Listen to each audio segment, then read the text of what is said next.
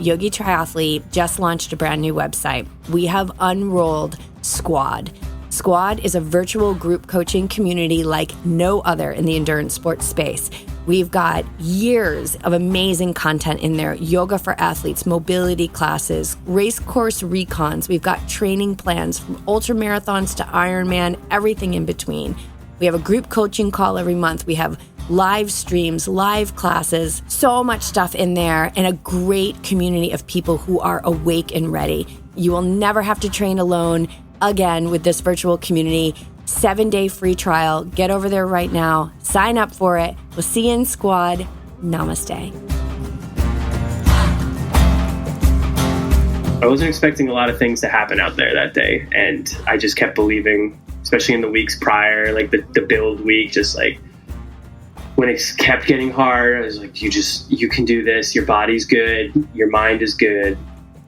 And you're going to be able to show yourself that on race day. And I was validated, knowing that this path that I'm on is meant for me, and that if I so choose, I can do great things.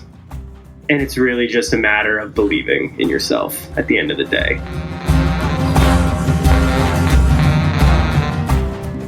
Welcome back to the Yogi Triathlete podcast. I'm Jess, and I'm here with my co-host, BJ. This is the place where we explore the intersection of mind, body, and sport with those who are boldly living a life without limits. And today we're bringing the fire with a guest who has shown us what's possible when relentless commitment meets a limitless mindset. Brendan Hoehn is no stranger to this community. He was part of our Ironman Arizona First Timers series. So if you haven't listened to that, we highly encourage you go back and listen to his journey through that monumental debut. But today we're celebrating something different, something extraordinary. Brendan just threw down a 35-minute Ironman PR in Lake Placid on one of the toughest courses out there, deep in the Adirondack Mountains. His performance left no doubt this guy is only just getting started. A one-on-one athlete coached by BJ, Brendan is showing us what's possible when training is built on trust, consistency, and inner belief. In this episode, we're diving deep into his Lake Placid experience, his preparation, race day mindset, nutrition, mantras, and what it takes to keep showing up, even when the road gets steep. Brendan's potential is limitless, and today we're cracking open his process so that we can all level up. Brendan, welcome to the show. Hello. Welcome. Thank you. Cool to be back. I feel like I'm a seasoned podcast veteran. You absolutely are at this point. I think you've been on, the Ironman First Timers. I mean, you've been on several with that. I think you were on the Oceanside Smackdown. And now here we are after this epic performance in Lake Placid, which is, if anybody knows BJ and I, then they know that this is like our favorite Ironman course. I know it's my favorite Ironman course. And I love the mountains and everything that the mountains brings. I've had hail there. I've had rain. I've had oppressive heat. And that was all in one day. So you just never know what you're going to get. And B, do you want to kick us off? Yeah.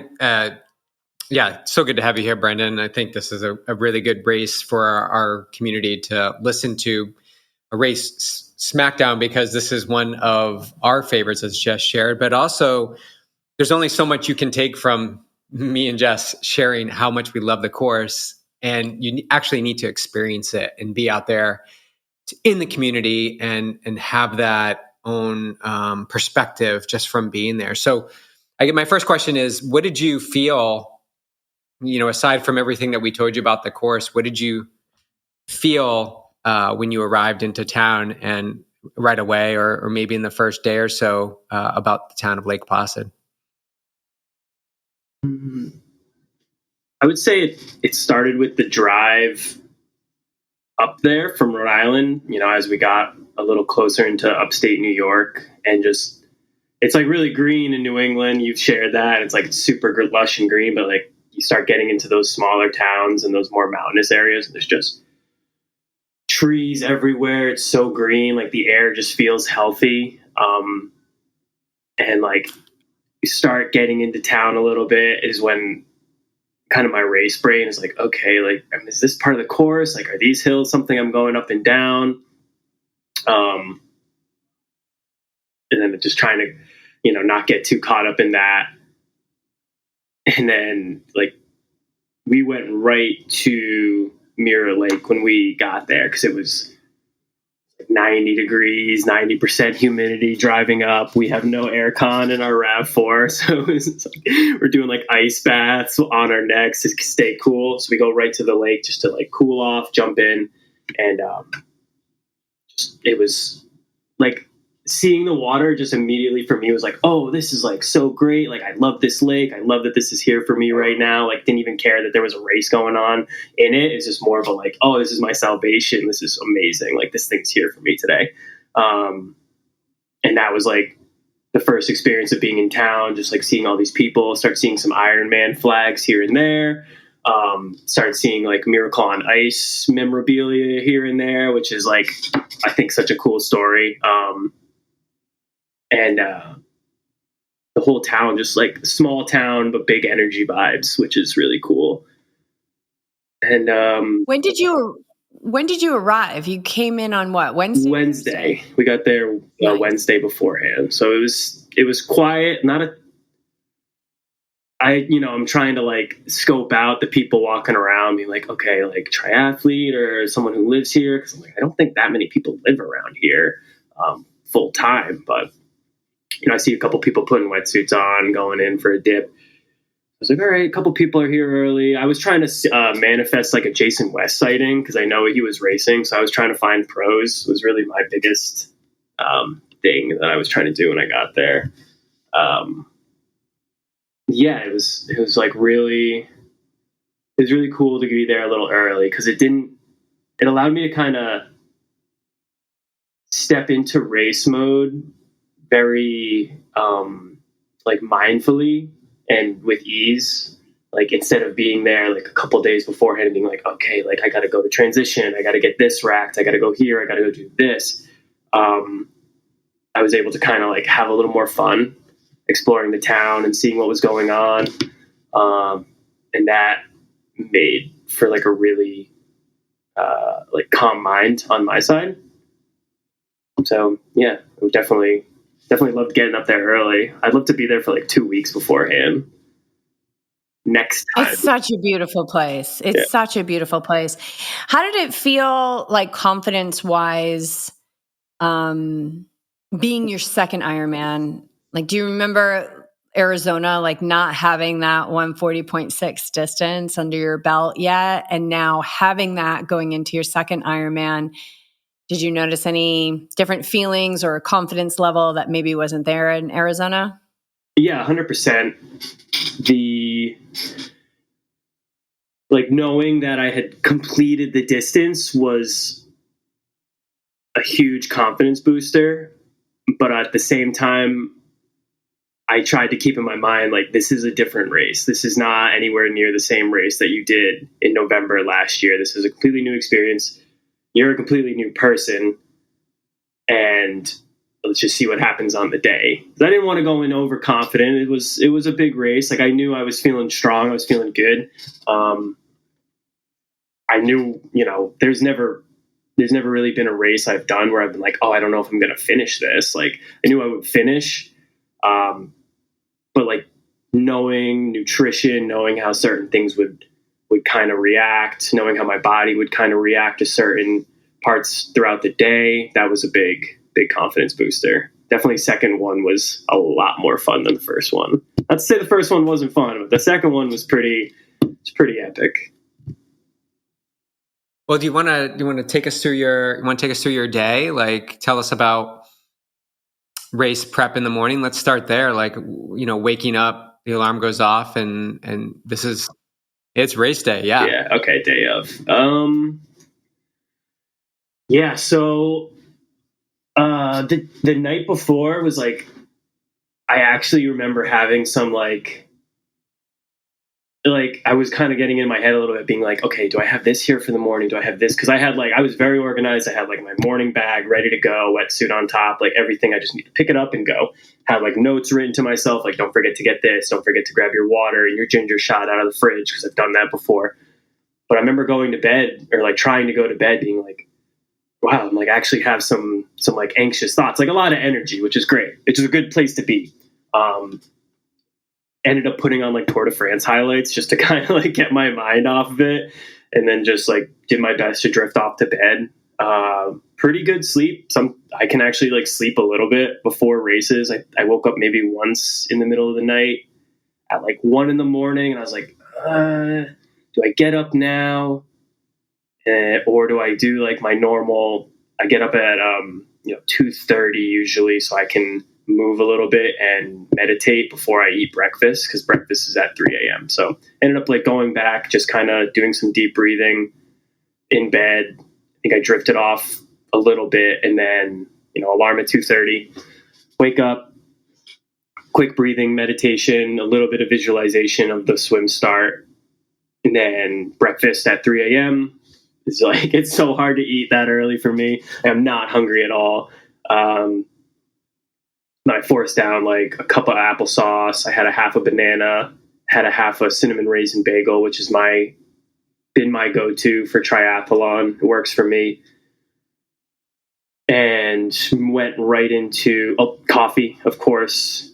And I had one of the big bottles, and I forget how much that is, 28 ounces of Blank's high carb. I didn't do a full like 100-gram carbs in that bottle, just because it's messed with my stomach in the mornings in the past. So I did, I think, just 33 grams of carbs in a bottle. And I drank that throughout the morning, not all in one go.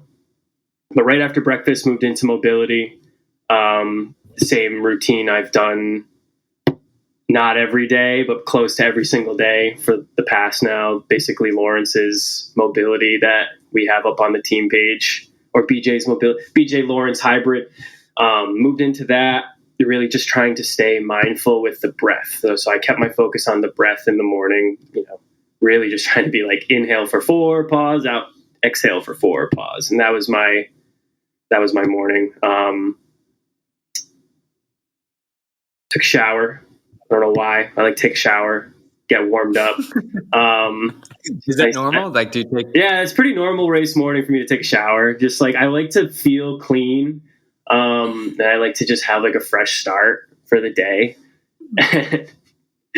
Yeah. So shower in the morning. Then, Kristen is really great. That's my wife, partner, cheerleader. She's really great. She knows that I like my quiet in the morning. I think I was staying with Melissa as well, and she's on the same vibe, like quiet in the morning. I understand.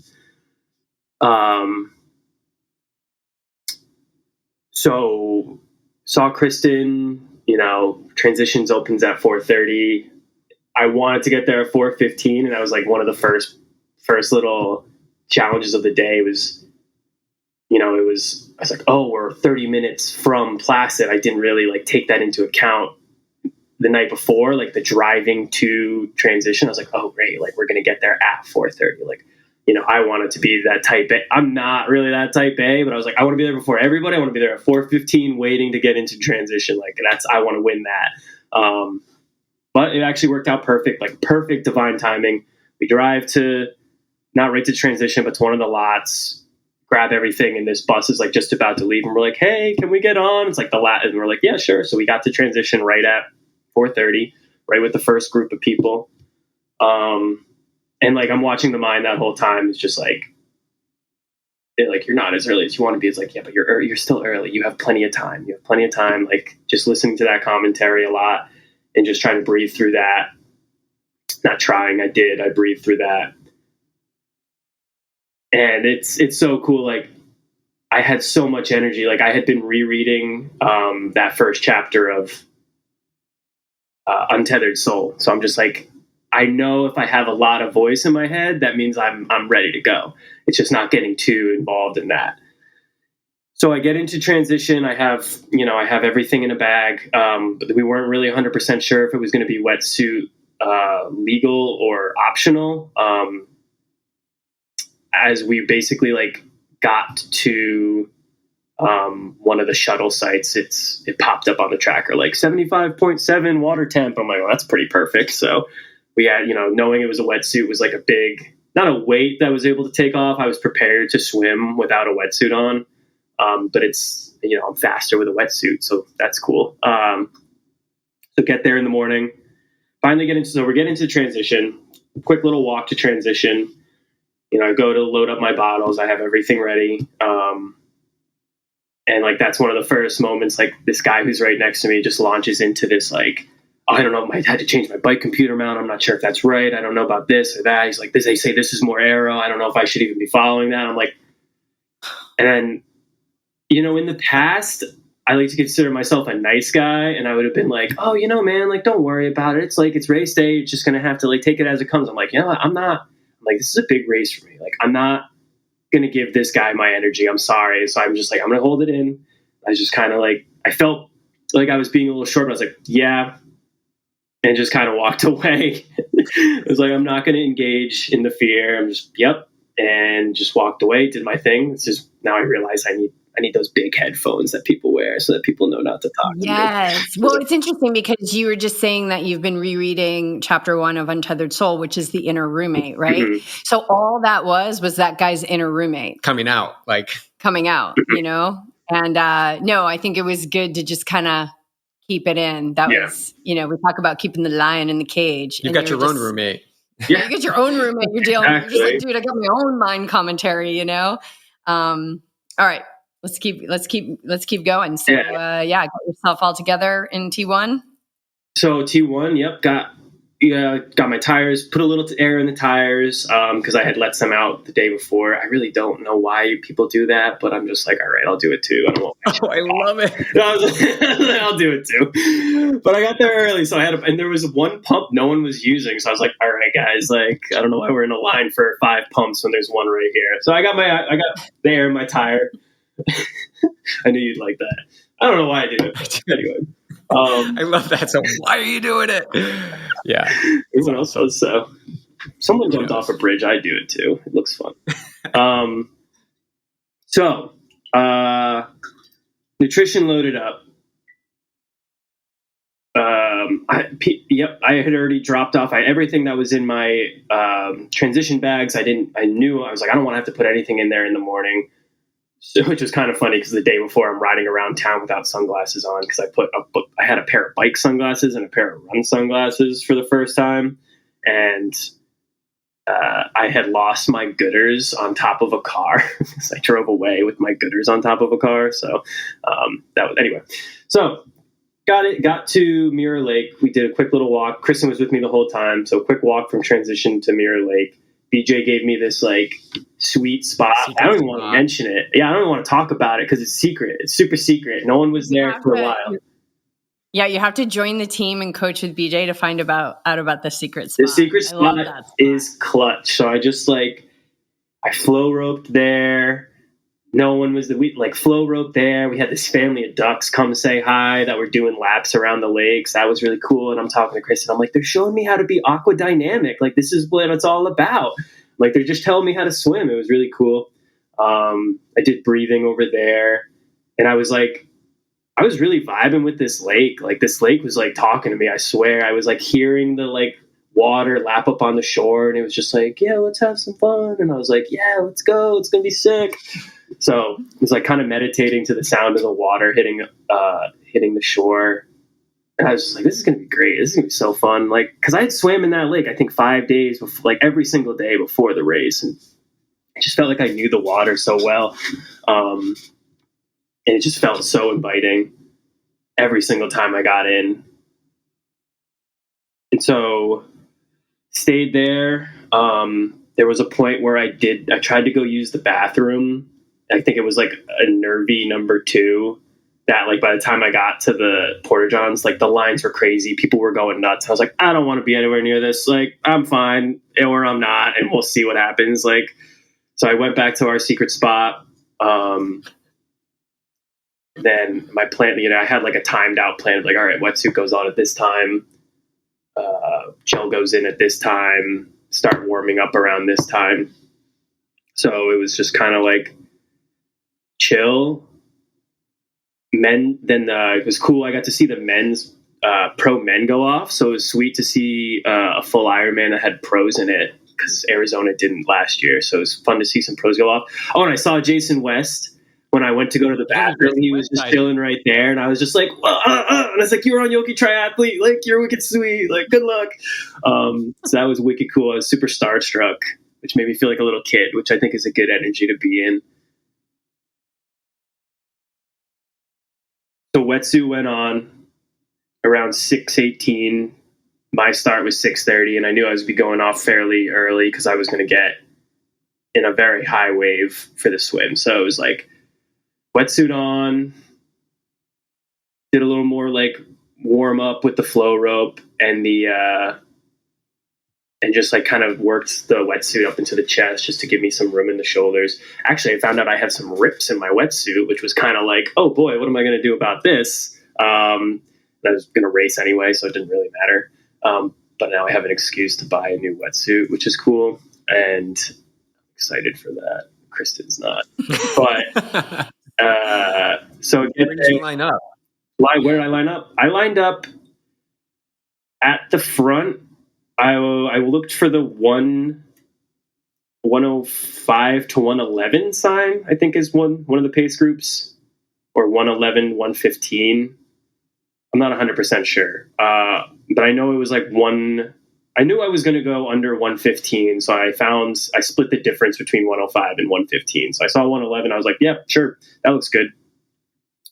And then I saw a friend, one of Melissa's friends. I was like, what do you swim for Ironman? Because she was right next to me. And she goes, oh, I do a 101. And I'm like, oh boy, this could get spicy. And so I lined up, and, it was cool. I saw some like people who I met the other day. They were right at the start. They're like, let's go. Good job, Brendan. And I was like, all right, cool. And, it's really, I don't want to say nerve wracking to stand in that line, but like hearing that, and then it just moves up a little bit, and then you move up a little bit in the gate. It's just like, okay, we're getting there. And finally it's like me right up at the front, and I'm looking around. I'm like, I feel good about this spot. Like, I don't feel out of place right here. Like, this feels good. So it goes off, and just jumped in the water and sent it. I know the plan that I had written out for me said to take it wide for the first lap, but I just took that inside line on the inside of the buoys the whole time. And it was kind of nice. It was almost like a solo swim, because they really hammer it in that they don't want you doing that. They're like, stay to the left of the buoys, like at the athlete thing, they're like, stay to the left of the buoys. But then I see the pros doing it. I'm like, well, if they're allowed to do it, then so am I. It's like, that's what makes this an even playing field in a sense. Like, if they can do it, I'm pretty sure I can do it. So I just stayed on the inside line, which made sighting really easy, because there's not, hundreds of arms doing freestyle in front of me. So sighting was super simple, and I just stayed in my mantra and in myself the whole time. So I used our team mantra, long for every other stroke was just long, calm, and strong. In the first 200 meters, I sighted every time on my left side, anytime my left arm was going in, I sighted. So I was sighting very frequently to make sure I was on a good line. And then once it kind of evened out and chilled out, I was sighting every 6 strokes basically. It's really easy. It's not like super choppy or anything. So I was just sighting to the next buoy basically every single time. It's, it's easy to see them. In Arizona, I feel like the sun rises, so it's like you get the sun in your face. It was very perfect conditions, a little overcast. So the sun was rising up on my right side as we started, but not enough to really make it an issue. It was a non-factor. Because I'm a right side breather, and BJ goes, yeah, you're going to want to breathe to your left when you go out. And I'm like, no, yeah, not today, not this time. I did try. I'm not going to want to do that. I did try to breathe to the left a couple times, and I was like, yeah, I could do this for a little bit, but I'm good at breathing to the right. It's working out right now. And then what I did was there's that buoy line. So I just kind of tried to keep that in my peripheral vision on my left side. Like, okay, I'm like, it's there so I can see it. I know I'm on a decent line. You swam strong. So you had Arizona's a 1 loop and this is 2 loops. So you're getting out of the water, you're getting back in, and you had a 6-minute PR on the swim. Yeah. Yeah, you did a 1:09. So I think you lined up perfectly for that. Do you feel, and this is what's unique about this course, and I've shared it with you many times, is that it's always up. Their course is always there. So in Arizona, you cannot go into Tempe Town Lake and just go swim the course. But in Placid, you can go swim that, and you did take advantage of that every single day that you were there to swim the course. What do you feel that was beneficial, getting out in there, seeing your environment, being out the furthest part of the lake and being able to see the boathouse that's over there? Do you feel that was helpful in your experience on race day? Yeah, 100%. 100%. Like, and I can't really even speak to why. It felt good. Like you had me do 1 full loop with a wetsuit on, and it just it was a confidence builder almost, in a sense, feeling like, okay, like, yeah, it's very rare, at least for me in my training, to go out and swim 1.2 miles continuously, especially with a wetsuit on. So it was a big confidence builder to just be like, all right, this is what it's like to not push off of the side of a pool every 25 meters. Like, this is what it's like to continuously swim. And I remember seeing my time like going easy and just being like, oh, okay, like, you can kind of go kind of quick here. Like, this is kind of nice. And then, being able to like recognize certain points, being like, if I only sight a little bit, like, okay, like, I know that's there, so I'm kind of close, like, or I have like 25% left of this first lap. It felt really good. And like I said, it might sound a little woo-woo, but like that water, like the more I got in the water, the more I felt like me and the water reviving a little bit. So on race day, I was like, okay, we're going to have some fun water. Let's go. Please support me and keep me safe. That lake is pretty magical. And then you get out of the lake, you start heading out to make your first transition, and it's just lined with people, right? Like, was that energy just so high and so empowering? It's pretty hype. It's really sweet running through town. Which I think is what's cool about that whole course and whole venue, is that you're on the course like all the time. Even if you don't realize you're on the course, like, you're going to get coffee and you're like, oh, this is part of the course. So like, we were taking a walk. Like, when we first went to Mirror Lake, we went a really long way around, and then I'm like, oh, this is like part of the run course. Like, it's like, no matter where you are, it's like you're always on course, which is really cool. And then, running through town with all those spectators is like, it's so fun. It's also really easy for me to get a little too not worked up, but I try to stay in myself and be like, all right, don't get carried away. Like, there's another 120 or another 138 so miles left. Like, but it's fun. Yeah. It's really hype. Yeah. So tell us a little bit about the bike. This is a course where you get on the bike, you I think, if it's the same kind of like a little bit of technical, some turns, getting out onto that main road, but you start climbing pretty quick, and then you have this huge descent. So was the directive like to eat? Like, did you eat right away on the bike before you started the climbing and all of that? Yeah. So this was a good opportunity, this race, for me to try out some new nutrition strategies. So I realized like I can eat a lot. So right after the swim, I actually ripped just one-shotted 50 grams of carbs from the Blanks hydrogel with their little reusable flask. I had that in my transition bag. So that was the first thing I did, was like, boom, rip that. Cause I'm like, I just swam 2.4 miles. I'm going to be a little calorically depleted. So I need something that's like, number one, I want something in my tummy because I'm about to be sitting. It's going to digest fine. And like, I just want that. I want that. It actually was like a game time decision. I was either going to do caffeinated gel right there or the Blanks. I opted for the Blanks for more carbs, and I was trying out caffeine on the bike. So I didn't want to become too agitated at the start of the bike because I wanted to ease into the effort.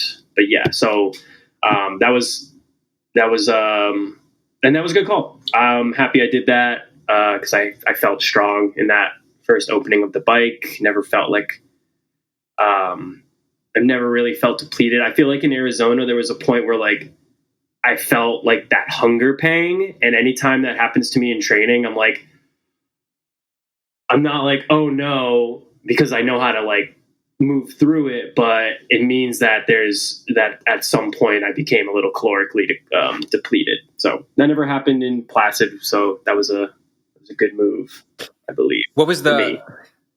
Yeah, I mean, you have to fuel. I mean, especially this course demands that you have fuel to perform. What was the directive on the first loop of this course? The directive was, I think a 5 or 6 out of 10 rate of perceived effort for the whole for the first one, which was like, I remember just being like, that's pretty easy. Like that seems pretty easy, and it was, and that was a challenge for sure. It was being like, oh man, I'm trying to race this, and then it's not. And I didn't. That's my mind talking. That wasn't me feeling that. That's that part of me that wants to be, like some stud athlete one day. Soon it's going to happen where it's just like, I want to push like 250 watts this whole time. I don't want, you know what I mean? Something crazy like that where, 5 out of 6 effort, I'm in like recovery heart rate going up some of these hills. Just like, what am I doing? Like, this is going to take all day. Like, God damn.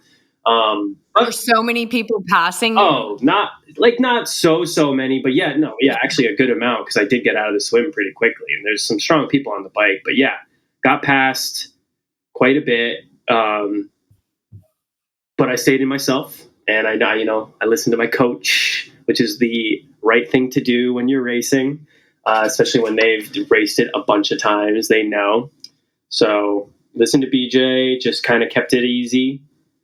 And yeah, just fueled and pedaled, and just kept the stroke going, just kept pushing the pedals, and just kept fueling. Tried to, like, you actually said something in the group chat, Jess, was like, draw from the mountains, they'll give you strength. So that was a mantra that I was pulling on here and there. It was just like, I am the mountain. I'm like, I'm sturdy and calm. Like, don't follow these people, because I'll get passed by someone and I'm just like, I know I'm better. I know I'm faster than this person.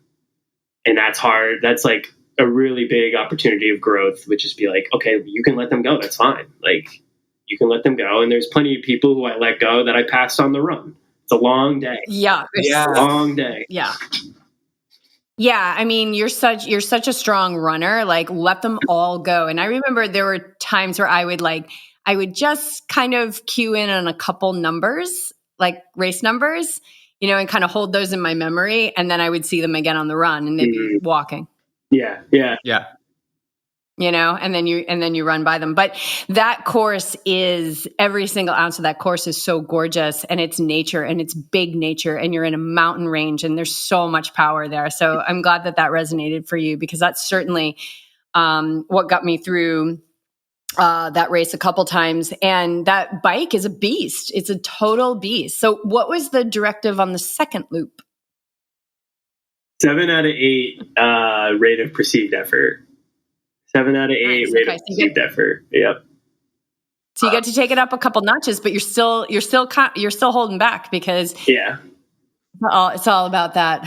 And Brendan actually negative split the bike course, which is pretty impressive, by like 10 minutes, and your heart rate only went up a few beats. Nice. Although you were probably putting out a higher effort, that doesn't necessarily reflect in the actual heart rate number, because you're getting fatigue as you go through the second 3 hours of the bike. But to hold back like that in the first lap allowed you to bike strong and feel confident on that second loop. Yeah. Yeah. So he was pretty much on point with his Ironman Arizona bike time. I think like less than a minute difference, but such a different course. So the fact that you pulled off, what did he ride? So people have the numbers. 6:29 and change. Yeah. That's a very, like, I feel like that's a very smart, that I can tell that you were really smart on that bike leg, because, Yeah, there's a ton of climbing. Like that's a beast. And you would have, if you were doing Arizona again, like you would have blown the time away. Because you did 6:29 in Arizona. If you do Arizona again, you would definitely come around 6 hours, if not under. Yeah. Yeah, it'd be fun. That's how different the course is. Yeah. Yeah. If you were to do it again. Yeah, well, that's don't count it out. There are all right. Well, now we've got your mom in on the peer pressure, right? Brendan's mom is going to be in Sedona with me on retreat, which is amazing. I cannot wait to just nurture her for the weekend. And now she's in the peer pressure group too, I think, trying to get you to do Arizona. She's my sponsor. Or maybe kind of just hang. All right. So yeah, you're fueled on the bike. I think it's important to just kind of, if I know you posted about your nutrition, but can you give us a quick rundown of what you took in on the bike for a 6.5 hour ride? Yeah, of course. So I went with 3 bottles or 6. I had 6 bottles, 3 on the bike and 3 in special needs. Each bottle had 100 grams of carbohydrates, 800 milligrams of sodium, and 25 milligrams of caffeine. And that was from Blank Sports Nutrition custom mix that I made called Speed Juice. And that it was unflavored. Actually, there was a couple unflavored ones and a couple tangerine ones, which like the day of, or that we were preparing them the day before. And I was like, Kristen, why is this bottle this colored and these bottles aren't colored? Like, did we put enough of it in there? She's like, yeah. I was like, oh, I have a tangerine flavor and a plain flavor. So that was kind of funny. But that was, so 1 bottle every hour. I was on point with nutrition. I've actually just been setting, it might take the intuition out of it a little bit, but I have it so it rings an alarm every 10 minutes for me to fuel, just to kind of like mentally remind me. I never felt that out of it during the race, so it was fairly easy to just fuel every 10 minutes. And I have like the little front hydration system, so I just, straw right in the mouth whenever I'm in the aero bars. Made it really easy. I think that's really smart. Like it's YogiTriathlete. It's like, we're not just about like, oh, just wing it, it's all going to be okay. It's like, no, get your shit together. No. Like get your nutrition down, know how many carbs you're taking in, train your gut, do the things, set the alarm. So it's like use the biggest message from yoga is like use everything to your advantage. Use the technology, use the intellect, use the intuition, learn how to use the intuition, like learn what the intuition even is, and then put it all together. And that's the mastery of it. So I love that you did that. It's like, you want to create the most easeful path for a day that's full of challenges. And so that's a great way to just stay on top of things. So just to recap, I 100% agree with that. And it gives you all of that gives you the awareness to be mindful and present. And if you need an alarm to keep you on task, do what you need to do to stay on task, because the mind will so easily fall and drift into whatever's being taken up with that space. The person that just passed you, you're like, oh, I wish I could catch them. Stay the course. So just to recap, Brendan said 100 grams of carbs, 25 milligrams of caffeine, 800 milligrams of sodium, and 400 calories per water bottle, flavored, unflavored, and then also a flavored tangerine mix. So you can get that all at Blank's Nutrition. We love those guys, and the stuff works.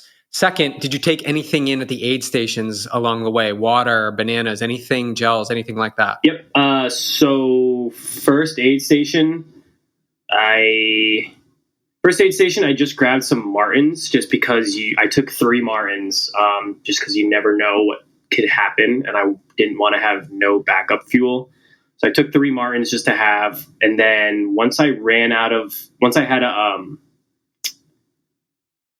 was able to throw a water bottle away because it was done, I then started making sure I either had just plain water or Mortal. Mostly used plain water intermittently throughout the first 3 hours for 2 folds. 1, to wash the mouth out if it was just kind of feeling a little sugary. 2, it started to feel a little warm until it started raining. So I was kind of doing a little bit on the like back of the head or back of the neck as a cooling strategy. Then towards the second lap, at the second lap, right at special needs, I took 4 ibuprofen in and then grabbed the rest of my bottles. And then by the second lap, I was using Mortal a little bit. Just like, and once again, it was like an intuition thing where I was like, I feel like some of these sensations I'm feeling in my body are just like a lack of sodium, because I trained probably with 1,000 milligrams of sodium for my entire training block going into Placid. But on the day, it wasn't going to be as humid or as hot as like any of my training sessions. And I have experienced too much sodium in the past, so I didn't want to go over sodium. And I knew I could grab the Mortal if I needed like a little supplemental here or there. So, I think at one point it was like a left hip situation. I was like, all right, just maybe take a couple globs of Mortal and see if it helps, even that out. Whether it did or didn't, I had a great day, so I'm going to say it was a good idea. But yeah, so that was pretty much the supplementation. So I had 6 bottles, so I didn't want to. And I'm actually like, in the past, I think I would have been like, oh, what's 30 minutes without fuel? Like, that's not a big deal. But I'm like, well, I'm on the bike. Like, it's the easiest time to digest. So I like made sure in the last like 30 minutes of the bike, when I had no personal fuel, I was like, all right, let's at least finish a gel in that 30 minutes just to like make sure I'm still hitting the like every 10-minute fueling. So I was pretty stoked on that, and that worked out well. Yeah. And also shout out to my special needs lady, because she grabbed my bag wicked fast. She sprinted, grabbed the bag. She's like pulling the bottle out, handing, pulling the bottle out, handing, pulling the bottle out. And I'm like, I'm filling up my hydro, and she's just like, and I'm just like, give me the gel. And I like take the gel. I'm like eating that, spilling that. And then she's like, gives me the chamois butter that I had. I'm like, I'm sorry about this. She's like, you gotta do what you gotta do. And just like, I put chamois butter on. She's like, all right, go get them. And it was like a minute in special needs. It was so fast. Arizona was not that fast. So it was nice to have somebody on it. They're like, bam, bam. Yeah. Felt like a pro. Yeah. Those volunteers are just amazing. They make the race work. I mean, without them, these big Ironman races don't happen. And you get those, if you haven't had the chance to volunteer, it's definitely put that on your bucket list. And maybe that's something you do when you go to Arizona or whatever race in the future. But I think having that experience really puts you behind the scenes and see like how much the athletes appreciate other athletes in the volunteer role know what to do and get them moving along as quickly as possible. Yeah, and all the crazy stuff that people put in there. All the crazy shit people put in their special needs. It's like, just keep it simple. You just have to swim, bike, and run and eat the entire day. Okay? You don't need pictures or love notes. You just don't. Maybe you do. I don't know. You're all hopped up on fuel. The volunteer takes your bike. You're going in to go change, to go out on the run. What's happening? Yeah. How do you feel coming out of T2? Oh, let's see. I'm trying to feel it again. It feels great to not be pedaling the bike after 6 hours of riding the bike. So it was just like, oh, thank God I'm standing. First thing I noticed, honestly, I got off the bike and all I can pull on is my past experiences in Arizona, feeling like I could not run like in my bike shoes, just like how gingerly I was able to run in Arizona. But Placid, I was like, okay, I can kind of like run off the bike. Like already I'm feeling pretty good. So that was like a big confidence booster. Just like didn't have dead legs. Like I felt good. I think I had a fairly quick transition, just in and out fast. Then I remember going out, and I remember the plan was like 10-minute to 9-minute mile for the first 2 miles. And that was hard to do. But I think I hit 9:30s for the first 2 miles, which was nice. Cause I remember it's just like, there's a ton of people, there's some downhill. So it's easy. Like I'm a trail runner. So you see downhill and you're like, I'm gonna let it rip. This is gonna be sick. And I was like, nope, let's take it easy. Let's chill out. So it was like a lot of people passing me again. And I'm like, all right, like that's fine. Just hold back. Let And it go, at let that it point, go. I had like the lion in the cage mantra a little bit, like lion in the cage, lion in the cage. It's not time yet. And think, and I was still kind of settling in, like the legs weren't great. They felt like I had just biked 112 miles, but they didn't feel bad. They felt normal, is what I should say. They felt like any brick run I've done before. It felt exactly the same. It didn't feel like anything was wrong. So I had some confidence in that. Then, hit like, I don't exactly remember, but I think at one point I started like feeling good. Like just felt like, all right, this is like a normal run now. And I just did mantra the whole time. Like this was one of the most, how do I say this? Like I was just in mantra, like for a lot of this race, was like very much inside myself, like not trying to be too outside of the self. Like when I would see someone pass, I'd go, be here now, just push the earth away. I just stole BJ's mantras because they do resonate very well with me.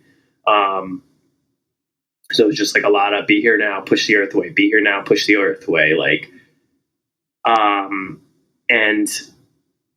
like just trying to fuel as best I could on the marathon. I was relying mostly on course nutrition because it's worked in the past. Like I can handle Morton.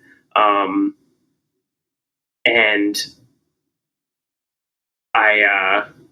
so there was actually a little doubt. Actually, this is where my experience, like my moment of doubt was my marathon nutrition planning was just like, I was like, I don't know if I'm like that trained right now with how to fuel. Like I had done an ultra in the past, like in this past year.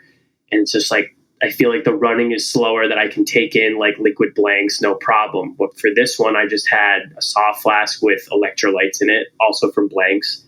Their Hydra Mix watermelon flavor, #1. It's the best one. Sorry, Blue Raz. But so I had that, and like my plan was, I had a plan. It was 2 gels every hour, 2 Mortons every hour with Coca-Cola. Everyone I said that to, they're like, well, Coca-Cola doesn't really count. I'm like, well, it does, because it's got carbohydrates and it's got sugar. Even if it's only a little bit, it counts.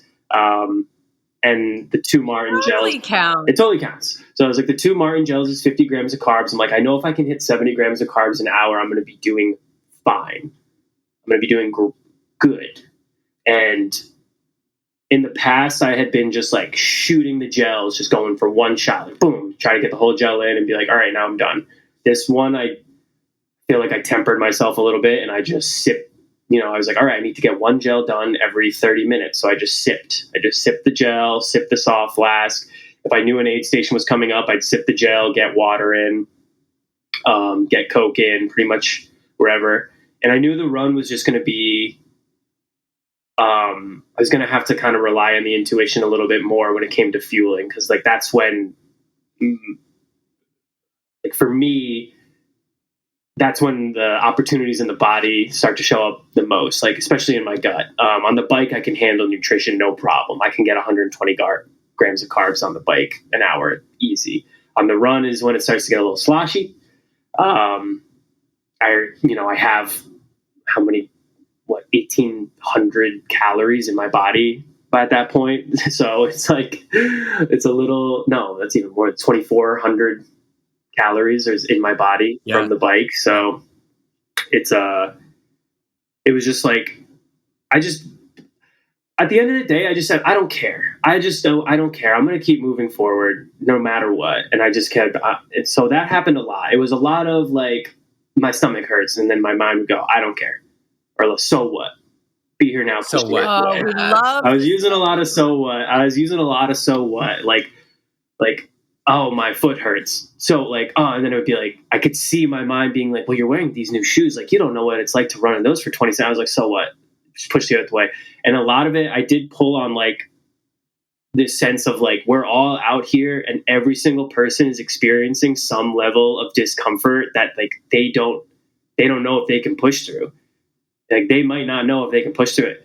But the difference is I know I can push through it. I'm like, I know the mind doesn't control me in this situation. I'm like, I know that this is what's going to make it like my best race so far is that like, I'm not controlled by the mind. Like, I know I'm like, there's points of fear that I'm like, oh man, like, I'm like, I have to run 26 miles. It's like, I don't care. I'm like, I don't care. Just keep going. Doesn't matter. Like that doesn't matter. Like that's not what a great athlete does. Like they get through it. It's not even about pushing through in my mind. It was about like relaxing and allowing whatever it was to come to me in those moments.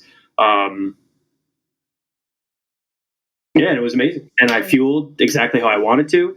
I hit all the aid stations perfectly. Like I felt like a pro. I was like, ran through every aid, did not walk. I did not walk this marathon at all, which was like the biggest, like, that was the big thing for this was like, don't walk.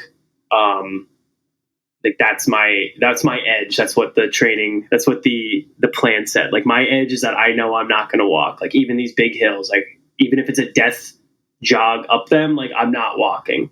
So it was like no walking, just grabbing, water, Coke, do more water, ice at every single aid station. And yeah, it was like, it was pretty sweet. Like it definitely started hurting in the back half a little bit, but I was able to just stay in myself and keep using mantra. Yeah. And you ran faster than another PR here. You ran faster than you did in Ironman Arizona. You did a 4:39 and in Placid 4:13 off a much, much harder bike. Yeah. 26-minute PR. And that run course in Placid is no joke either. No. Over 1,000 feet of elevation. It's a lot.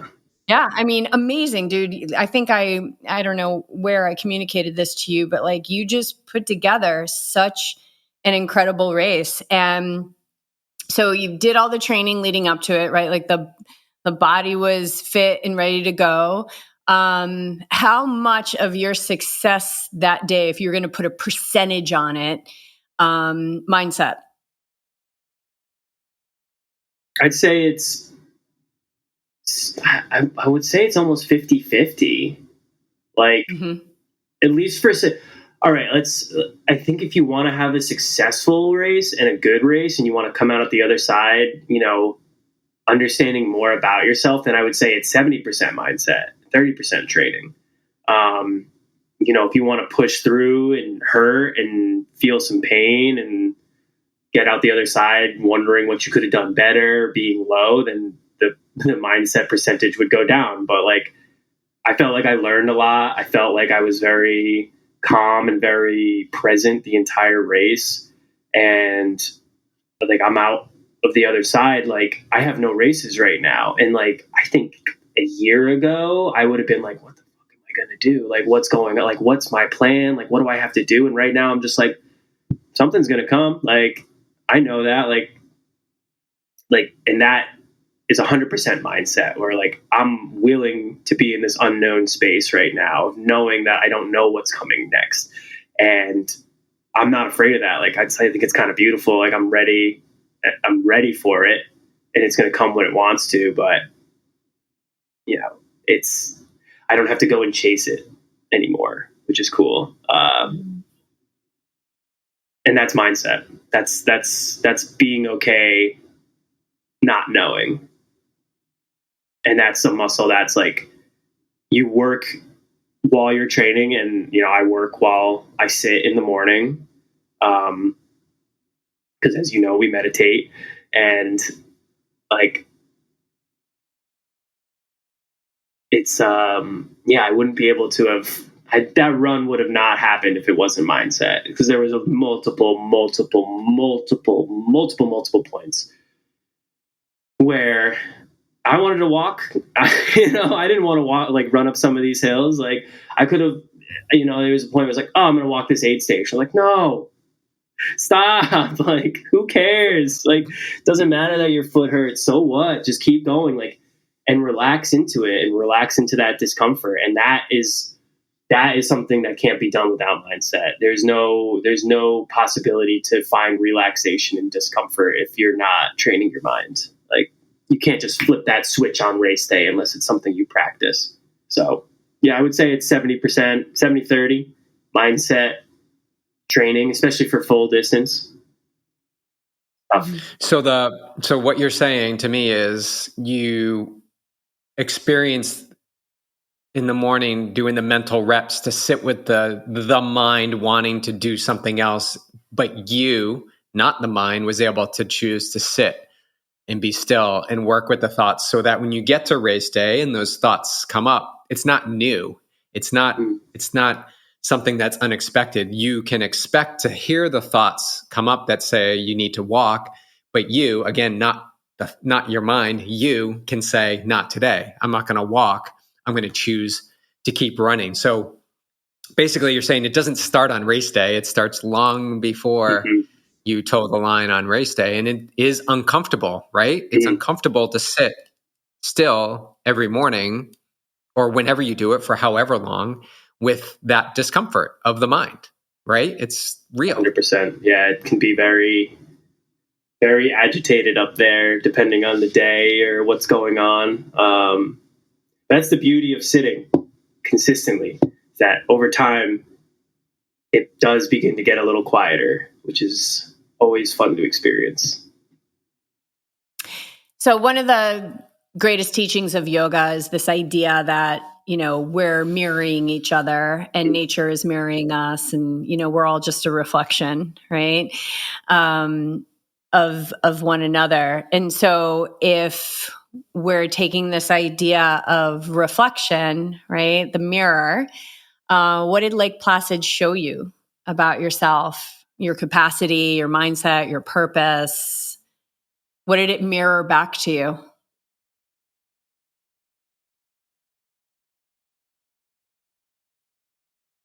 It gave me a lot of hope gave me a lot of hope and a lot of knowing that this path that I'm on is meant for me, and that if I so choose, I can do great things. And it's really just a matter of believing in yourself at the end of the day. Just a lot of self-belief. I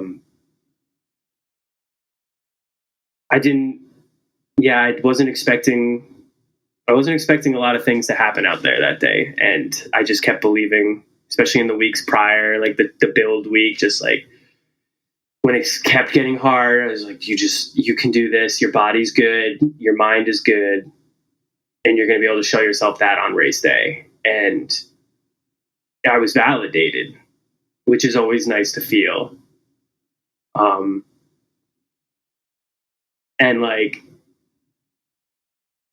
going into this unknown space now of like post race, what's going to happen.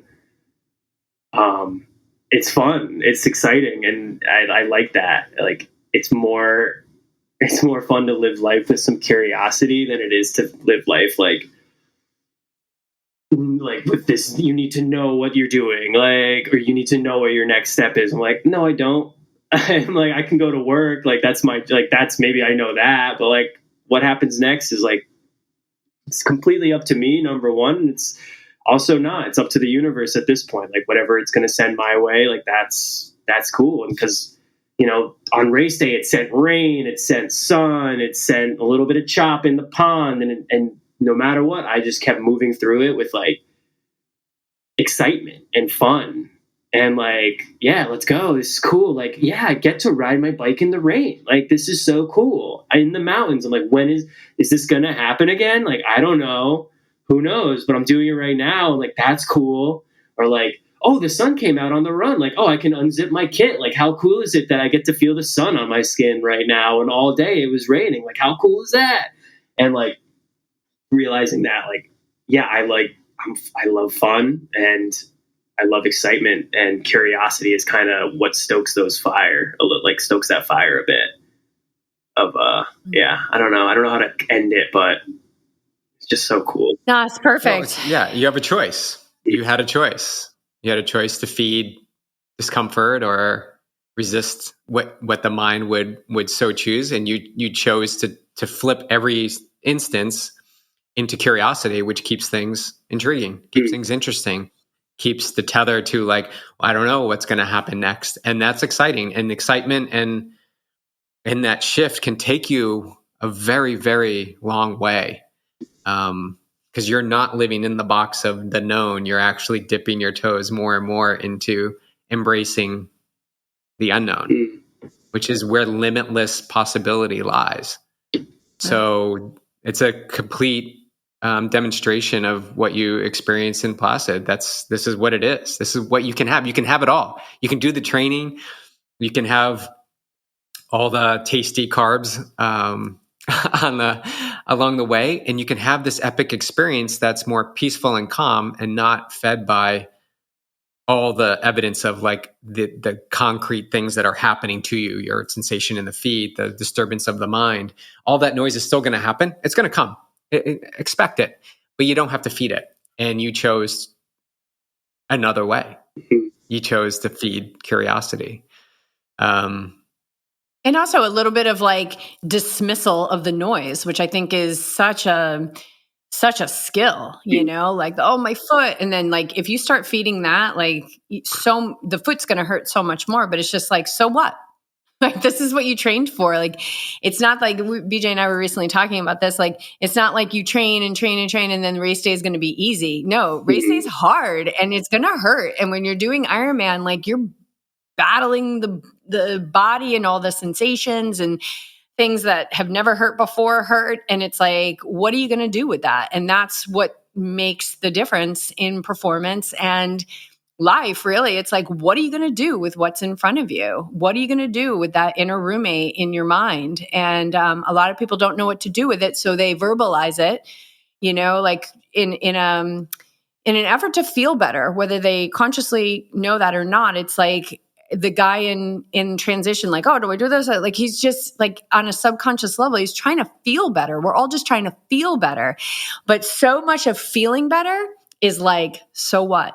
I'm going to keep moving forward. Like having that power over the commentary, not about pushing it away, not about making it stop, because that's never going to happen. But what are you going to do in the face of it? And I think that you gave us some really good insight into an athlete who's performing at a high level and will continue to get higher, because I think your potential is massive in this field. And like, what does that look like when you train your mind alongside your body? So thank you for sharing everything you said. It was just so, I mean, we know it works. That's why YogiTriathlete exists. And there's athletes that you who are like, okay, yeah, I like this recipe and I'm going to really put it to the test. And Ironman Lake Placid will absolutely allow you to do that. When are you going back to Placid?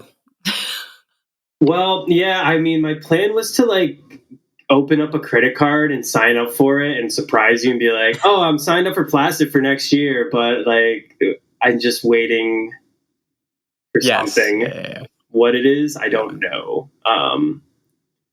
Maybe I got to get my mom on board again and be like, oh yeah, like Airbnb for Placid, maybe buy one now and then I'll go do it. Like whatever. Cause I would totally go 100% do that race again. Like that race is like so sick. It's so made for me. And it would be cool. Yeah. To like put a solid like year of training just into like one race and just try to like all eggs in one basket and see what happens. But sounds so you're like BJ like 2.0. Like he says that. Like there's times like seasons where he's like racing, he's like putting Ironmans back to back, and now it's like, I'm just going to train 1 year for this Ironman. I'm going to go win my age group.